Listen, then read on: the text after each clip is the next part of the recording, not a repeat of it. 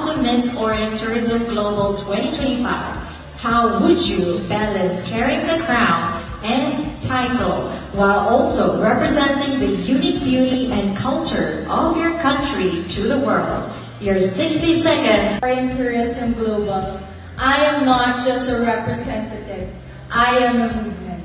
With every step I take, I carry the stories of my culture, the strength of my people, and a vision for a world where tourism uplifts, connects, and transforms.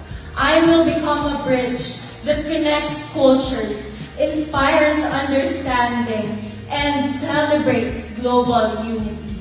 Becoming the title holder and the representative of the Philippines is not actually a challenge, it is an honor.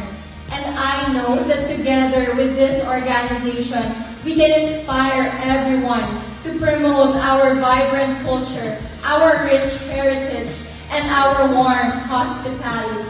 Because after all, the crown, it is not just the crown, the legacy, and the dream of a lifetime is about to begin for this young lady as Miss Orient Tourism Global 2025. The winner is